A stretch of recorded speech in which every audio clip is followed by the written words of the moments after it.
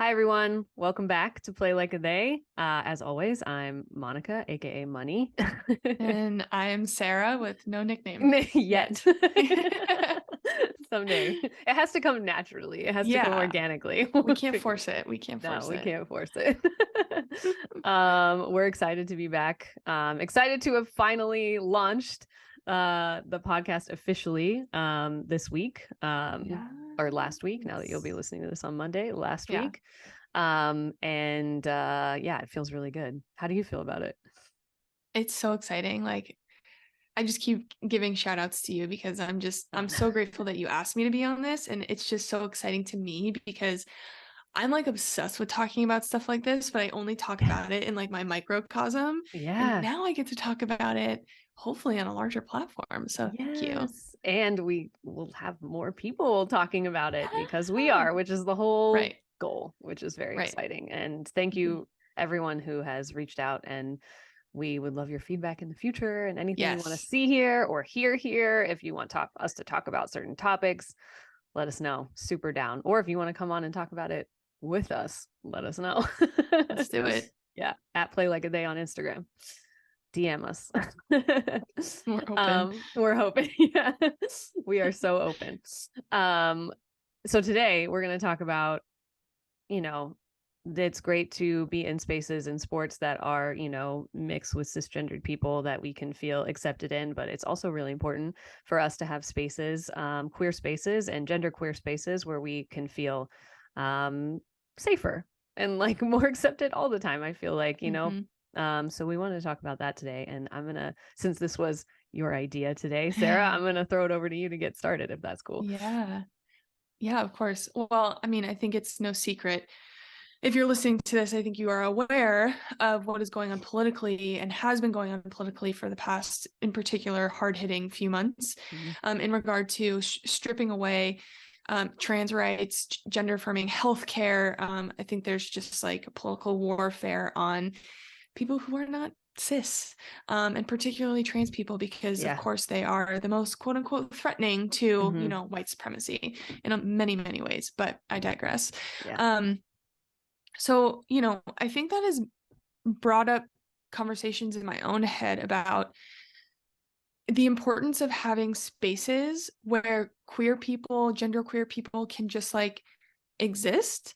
And and this, obviously we talk about sports on this podcast too, and in sports too. And I think that there's a big conversation right now about whether trans people can be allowed to play in a binary sports world, and trans children who are being held back from being able to play sports. And I think it's just something to really think on and really, consider what the implications of these laws are, and how, quite honestly, in my opinion, illogical they are in the first place. And we all know that it's not logic, right? It's propaganda, and it's meant to hurt people. So I wanted to talk about that today. Yeah, it's about control.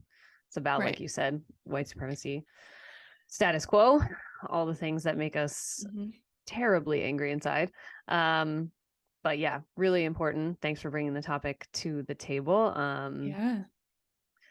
It's upsetting seeing everything that continues to come out, and people's fear around trans people, trans kids, genderqueer, non-binary people. And the sports, since we're here to talk about the relation of everything in sports, another reason sports being so binary is just like a problem in the first place. But also not respecting, like you said, it's not logic, like not respecting the science of it. Like there's nothing that says that there's an advantage, that there are like reasons that trans people can't belong in the binary that they belong in. And it's very upsetting. And I think it's important, there's great resources, which we can put in the post. There are great resources about like sports and trans folks and all those things. I'm not an expert on it, but there are definitely really good resources that I follow on Instagram that could be something we include. So look for that in the notes, because I think it's really important to follow people who definitely like do all the research and stay up on it and are like, experience it, which I do not. Correct. But Same. that in relation to sports and those spaces, yeah, I mean, it is a binary world. And I think, you know, it's impossible to feel completely safe if that's what it is, you know, and it's hard to feel completely safe anytime ever, but when it's binary and so gendered, it's complicated and it brings up Yeah. complicated feelings. And those spaces where it doesn't have to be so complicated, Uh, those queer spaces or even gender queer spaces are really important, I think. In like a microcosm of the macro queer community, yeah, are so important to just like kind of like let our shoulders like come down and be so much less tense and ready to be misgendered or ready to explain something or ready to do all those things all the time. yeah. Oh my God, being able to let your shoulders down, I think that brings up the like hypervigilance that I think a lot of people who don't identify in the mainstream of like cis heterosexual white, you know, are always, or a lot of the time constantly sort of like looking over their shoulder or listening extra closely or minding their words just in case, you know, they say something that might put their own safety in danger. Mm-hmm. Um, but this also makes me think of like kids in particular, of like not allowing children to play sports that they love to play Mm-hmm. because they identify as something that they're, you know, that don't quote unquote match their, you know, genitals, which is Yeah. Ugh. bonkers to me. But I think that is kind of where it starts. It's like if we don't open up these spaces and allow our children to express themselves and feel safe or access a Yeah. sense of safety and access a sense, like everyone deserves to be seen in Yeah. this world. And I think that's all people want to be, is like be seen for who they are, what they express as, etc. And I think taking away that is really damaging to children because Yeah. children turn into traumatized adults, and we all know the dangers that that brings on in adulthood. Yeah. um and I think like, I mean, I even know parents who are raising their children non-binary, right? They're Mm-hmm. like not gendering their children So and they're beautiful. waiting for their children, right? I'm like, Yeah. I'm gonna do So that. beautiful. Yeah. um but they're allowing their children to tell them when they're old enough, which is usually around the age of like 3, like What? who they are and Yeah. what I've seen at least. Yeah. But even then, it's like, okay, so I want to get my child who I'm raising in this like non-gendered home, Mm-hmm. and they want to play sports. So I want to get them involved in team sports because I know it, you know, builds confidence, Yeah. gets them All outside the and benefits. exercising, like all of these things. Yeah. What team do I put them on? Mm. Yeah. And like Where do we go? And a lot of like, minimizing like damage from that. I mean, honestly, like, you know, from upset. And that's the thing, amazing raising a kid non-binary and that, and then the world. And then there's the world that you mhm, step into. And then it's like, you know, how much can you control like what they, and you can't. And that's part of like, I think them figuring it out. But in the like mhm, sports, it's, yeah, I mean, it's like this 180 thing too, where it's like we didn't know the language for it, and we went up through sports like kind of feeling off and having all these experiences, and then now kids are like more aware and are able to like really like own themselves earlier, and now they're having the problem of not being able to be involved because of that, and it's like this opposite dichotomy, which is like really sad either way. And now it's like yeah, it's really sad either way because it's like, oh, celebrate kids knowing who they are way earlier is amazing, and then now there's this like unnecessary complication of like how are they included in the things that their like cisgendered yeah. classmates are included in. Like, Yeah. so we're excluding like children from playing things that they potentially will love and like be really great at. It's just like, oh my God, I think, you know, obviously people who are creating these laws aren't actually like thinking these through, and No. they're doing it for, you know, a very intentional reason. Yeah. um but you know, just I think you mentioned earlier just now that there's a lot of research out there finally that's starting to become, because they needed some, you know, years to sort of track Yeah. um trans people and like what the hormones actually do to your Yeah. physicality when it comes to athletics, right? And Athlete Ally came out with a study, like 2 months ago at this point, and Something like that. we can Yeah. also link that in the notes too. But basically, like, trans people don't have any more hormones than like the cisgendered like grouping of people. So like a male transition to a female doesn't have, more estrogen or whatever than like born females, and vice versa too. And there's no like competitive advantage that they've found. And I was talking about this, my head's like sort of going all over the place, so my bad. But No, you're good. what was I going to say? I was talking about this with my mom this morning, actually. Oh, and I heard this conversation on TikTok too, which is very interesting. One is, I think a lot of the like propaganda side is like, men transitioning to females, like they're going to join sports because they just want to win. And I think that trivializes their whole trans Oh, experience. Like, how man. dare you say that, Yeah. first of all? So that makes me so mad. And then the other thing that I was thinking, that I heard on TikTok was people just don't do their research. There are more like cis men taking testosterone than there are trans men. Why are we not talking about that? And the advantages of like bodybuilding and muscle mass and football players who are taking testosterone in order to like get stronger and like be better at their game. So I know I the just threw a line lot of out that there, like but keeps moving. For sure, especially if that's going to be an argument. Like if it's Mhm. not an argument, then it's not an argument, but it is. So Mhm. like there's there's a double standard happening there for sure. No surprise.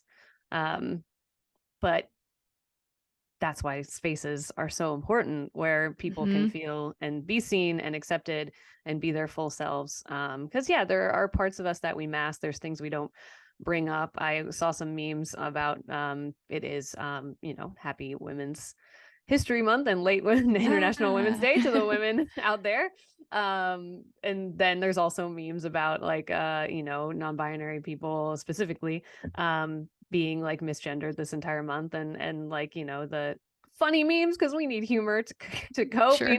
That's what we want it for Obviously. sometimes. So obviously, where it's like happy, oh actually I'm non-binary, never mind, like day, or like Yeah. it's like those types of things where it's like, those are the types of things, like there was one with a little cat and like fake like cigarette, them smoking a cigarette and being like non-binary people preparing to get misgendered today, and it's just like that's real, and we make memes because we want to not feel sad about it all the time.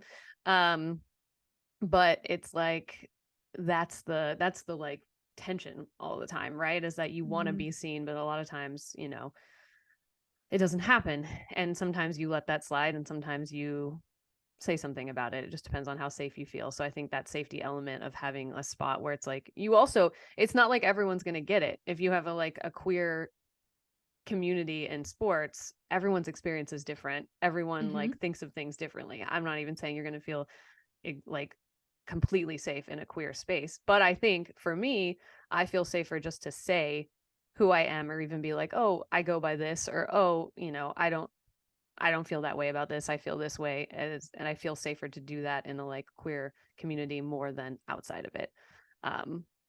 That's kind of that's my experience. Yeah, that's my experience too. I was thinking I always think about these things, but like I actually I went to a comedy show on Wednesday night. I listened to this podcast called Two Dykes and a Mic, and it's Yeah, hilarious. I I saw love them that. so much. Like, love them. Went to go see them in New York. The whole room was filled with lesbian, gay, non-binary people. And it Yeah. was just like those spaces when you walk into places like that where you have like people who probably do get it and Yeah. probably do see you, like you could throw a rock and someone will be like, I understand what you're That's experiencing, right? amazing. Yeah. It just feels different. Like there's like a It does. sense of like, okay, like there are other people who get it. There are other people who see me, and Yeah. why not try and create that same environment in sports? And I know that it's nuanced to be like, let's just get rid of like men's and women's sports and just be a Yeah. sports team. Like Yes, I'm not naive. I know that those things are always going to exist. And coaches and even players, like you have power in this situation too. Like, why not Mm, try and create spaces where people, however they identify, can walk in and be like, I can talk to somebody about this hmm. and I won't feel like a complete, like, I don't belong. I'm going to be excluded. I'm going to feel unsafe. Yeah. I mean, even just resources within the sports world or education within this. I mean, we have this problem like overall, there's such a lack of Yeah. like gender affirming education and healthcare and everything. But if there could be like a spot, or like some type of resource for folks in those situations, it would be amazing. It would have been amazing for me to have anyone be like, even mention that it's a possibility, and I would have been like, oh shit, like, Yeah. okay. Like that feels right, which is what happened like, years and years later. But I Right. think like having those spaces, like especially in like a post, I think it's easier in like a post college, or if you're professional, that's a different thing, but like a post college like athletic existence where it's like you can Mm-hmm. create those spaces, like I've Mm-hmm. thought about and am definitely thinking about creating like a queer basketball run like here, We like, love that. yeah, just like a space where it's like queer people who can come play, and not like there's not gendered, not like we're just like No. we're playing basketball. This is a basketball Yeah. run. This is just basketball. It's not women's Mm-hmm. basketball. It's Right. basketball. It's basketball. Um, but so important to create those spaces. And, I think, even if, like you said, we're not naive, it's unlikely that the binary of sports won't exist. And we can create those spaces outside of that where people can do the thing that they love and feel seen. And I think that would Mm-hmm. even like help with going, being able, hopefully it would help with going back to those binary spaces when you have to, because you have that support system, you have that experience, that other experience that really sees Mm-hmm. you and could maybe, support even being in a binary space. Yeah, absolutely. And even on, if you're listening to this and still play like organized sports, college sports, professional sports, whatever it is, and you're feeling like us, like I don't really feel like a girl, whatever that means, but I am also not really feeling like a boy, and I don't really know what that means either. Yeah. Um, it's scary, and still in some places I feel uncomfortable correcting people on my pronouns or like Mm-hmm. expressing to people like I'm actually this. Mm-hmm. I actually identify as this. And just know that like you also do have a voice and it is scary. Mm-hmm. Um maybe it's not to you, but you can go to your coach or whoever you need to go to and be like, "Hey, I'm not feeling comfortable in this space because of XYZ. Is there a way that maybe we can put like a pride flag in the dugout? Mm-hmm. Or maybe, we can wear the I don't know, bisexual pin for like Yeah. warm-ups one day or like whatever, Yeah. like I also want to make sure that this, and I can't make sure of anything, but this podcast gives voice to people who Mm-hmm. are kind of still questioning, not really sure what to say. Yeah. But you exist and you have every right to be like, I want to be seen too. Yeah. I want to ask you a question too, because I was Mhm. really proud of myself for doing this week. As we mentioned, it's Women's History Month, and there was a photo shoot at my job.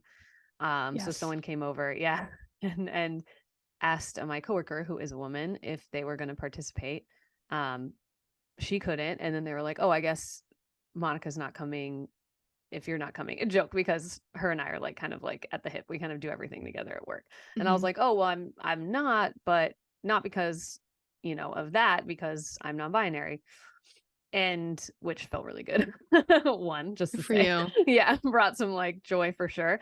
And I felt out there at my job that it's a place where I feel like I can say that and not, but it was the reaction was very like apologetic, but kind of overly. Mm. Um and which I'm like, I understand.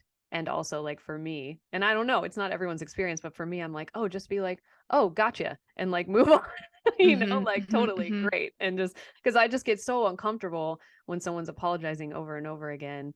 And I think it's okay in the moment to be like, oh, my bad, or like, oh, okay, sorry, next time I'll know. Like, but it's like very like kind of like centering themselves, where I'm just like, Yes. please don't. Just be like, oh, that's great. Now I know. Moving on. Like that's what I want. I don't know if that's what everyone wants, but I just wanted to bring it up because I want to know how you feel about it. And just talk about these things because these are the experiences we have. And if anyone can learn from this podcast too or be seen by it, like I want to bring that kind of stuff up. Yeah, I love that you said that. We did talk about that. So proud of you. And when people, in my opinion, when people are like overly apologetic, it does center themselves. Mm. And then you end up having to console them, be like, oh, it's okay. Yeah, It's okay. Like, it's don't worry okay. about it. It's Like, okay. can Yeah, we don't put that responsibility on yeah. me? And like, Just one I time, don't, just one. If you want to yeah, apologize, just one time. Like then we're that's good. it. We're It's all good. good. Yeah. Move on. It's And if fine. you Like, my didn't know feelings aren't hurt. before, I don't even need you to apologize. Mhm. Like honestly, like if you had no idea, now you know. And that's great, Mhm. Yeah. Mhm. Yeah. Yeah, I totally agree. I also have this thing about like, do we have to gender people, period? I So know. I have that whole conversation in my brain, like I know. constantly, especially, I mean, I have a buzzed head. I definitely look like a dude. Like I'm short, but I guess there are short kings out there. Shout There out to are all my short definitely kings. shout out to the short kings, man. They don't get Hell enough yeah. love. They really don't. They really don't.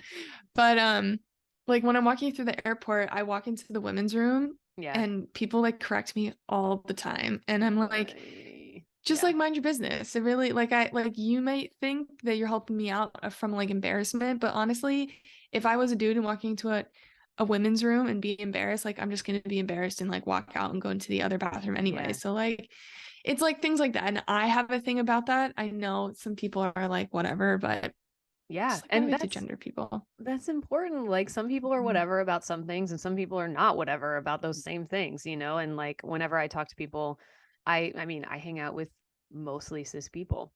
Like that's my Yeah. community. And so, when I talk to any of my friends or people ask me questions about being non-binary, which I love, I also like disclaimer it with what I care about and how I experience things and how I prefer things to go, or you can't assume that about anyone else. Like you can only about me because I've told you. No So pee. yeah, Absolutely. yeah. Absolutely. Man, going back to like I just I think sports is a safe haven for a lot of people. It is for Um, me. Yeah. yeah, because it gets you away from, maybe you don't really like to go home at the end of the day. Gets you Yeah. away from that. Maybe it's a way that you are able to express yourself or get anger out. Maybe it's a place where you feel like Yeah. I'm really fucking good at this. And I like being here because I affirm myself in the fact that like I'm really good at something. And that feels Yeah. good too, right? Self-esteem. My friends are here. I love to hang out with my friends. I mean, there's so many Anxiety, reasons why managing sports. anxiety. Yeah, Huge. yes. Anxiety about life, like me going to play sports, the anxiety of life, it disappears like completely for that 100%. hour or whatever it is. Hmm. Yeah. And such like a powerful, beautiful thing, right? Yeah. And I also hope that more queer people, gender queer people, people who don't subscribe to the binary, feel like sports can be a safe haven for more than just those reasons. Yeah. For reasons where they do feel seen, where they do feel accepted and cared for and loved. Yeah. I Mhm. hope so too. Also, I'm a getting out aggression person when it comes to sports. I realize how aggressive I am when I don't play, and I'm like, oh my God, got so much aggression inside me right Yeah, now. I need to get it's out. bad. Basketball was always that for me. Hmm. Like Hmm. so many things. It was so all the things you said. It was pretty much all the things. But there were like when I wouldn't play it for a while, I was like, oh, I need to get this out somewhere. Hmm. Like I need to get it out. Give me a ball. Yeah. Yeah, give me a ball. Give me like someone to run into. Hell Like, yeah. We love that. We yeah, love that.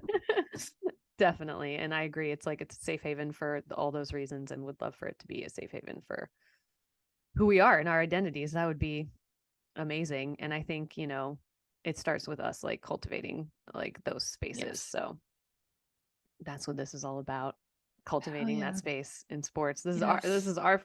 first step. This is my first step. And I'm sure there'll be Yeah, many afterwards. definitely. trans lives matter. I think belonging Yep. matters, and being able to participate in the things that you love, no matter how you identify, Yep. deeply, deeply matters to community care and your mental health, period. Period. Mm-hmm. Yep. Yeah. Nothing to add. Nothing to add to that, period. And I think it's probably a good place to close this out, this conversation. For That sure. was so amazing, as usual. Um, and yeah, everyone, wherever you're listening, thanks for listening. Check out the show notes for some of the resources we were talking about. And yeah, follow us on IG, Play Like a They. Subscribe on YouTube Heck if yeah. that's where you like to be. Thanks, everyone. And if you wouldn't mind, if you like it, please leave a review because that helps us Yes. as well. So thank you Yes. so much for participating. Thank you for that. I'm so bad Mhm. at remembering those things. Yeah. Please leave a review. We would love to hear what you think. And yeah, we'll talk to you next time. See you later. Bye.